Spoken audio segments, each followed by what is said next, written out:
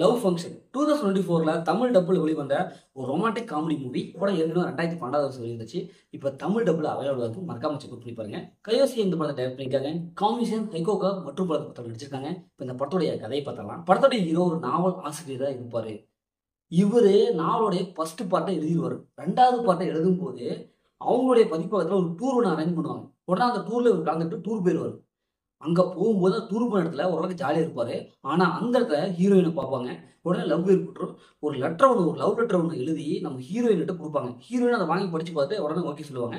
இவங்க 2 பேரும் அப்படியே ஜாலியா ஒரு லவ்வபிள் வாழ்க்கையில அப்படி இருப்பாங்க. திடீர்னு பார்த்தா இவங்க 2 பேருக்கு இடையே ஒரு சம்பவம் ஒன்று ஏற்படும்.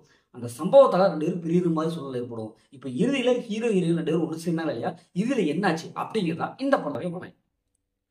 இப்ப இந்த படத்துடைய பாசிட்டிவ் பார்த்தாவே படத்துல ஹீரோ ஹீரோயின் அவங்களுடைய கேரக்டர் சூப்பரா இருக்கு. நல்லா எழுதி எடுத்துருக்காங்க.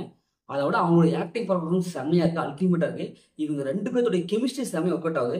இவரு ஹீரோ ஃபர்ஸ்ட் ஹீரோயினை பார்க்கும்போது அப்படியே ஒரு கவிதை ஒன்று எழுதுவார் ஒரு லெட்டர்ல. அதை கொண்டு ப்ரொபோஸ் பண்ணுவாரு. அந்த சீன்ஸ் ரொம்ப சூப்பரா இருக்கும். அதுவும் ஹீரோயினை அக்செப்ட் பண்ணுவாங்க. இப்படி அந்த ரொமான்டிக் சீன்லாம் செம்மையா வந்திருக்கும். ஏன்னா அந்த பிஜிஓ மியூசிக் தகுந்த மாதிரி செம்மையா இருக்கும். அது 2 பேரோட கெமிஸ்ட்ரி செம்மையா ஒர்க் அவுட் ஆகுது. ஒரு பயங்கரமான ஒரு ஃபீல் படம், ஒரு லவ் ஃபீல் படம் பார்த்த எஃபெக்டை கொடுக்குது. ஸ்கிரீன் பிளே பொறுத்த வரைக்கும் ஃபர்ஸ்ட் ஹாஃப்ல கடைசி வரைக்கும் இன்ட்ரெஸ்டாக காமிக்கிறாங்க.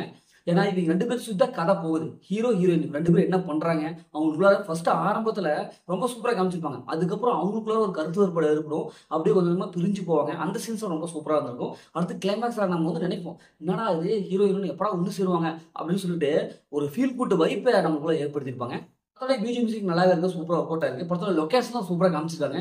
ஒரு அழகான ஒரு இயற்கையான காட்சிகள்ல இவங்களோட சந்திக்கிறது அப்படின்னு நல்லாவே காமிச்சிருக்காங்க. ஹீரோட தமிழ் டபுள் வாய்ஸ் செம்மையா கொடுத்துருக்காங்க. படத்தோட மைனஸ்ன்னு பார்த்தா பெருசா மைனஸ்ல எதுவுமே இல்லை. ஒரு ஃபீல் குட், ஒரு சூப்பரான ஒரு லவ் ஸ்டோரி படம் எனக்கு வேணும், அது சைனீஸ்ல ஒரு லவ் ஸ்டோரி படம் வேணும் அப்படிங்களுக்கு இந்த படம் சூப்பரான ஒரு மூமெண்ட்ஸ் தான். அதே எனக்கு பயங்கரமா அடுத்து அதிரடி அப்படியே ஒரு அட்வென்ச்சர் படம் இப்படிலாம் நினைவுக்கு இந்த படம் கண்டிப்பா செட் ஆகாது.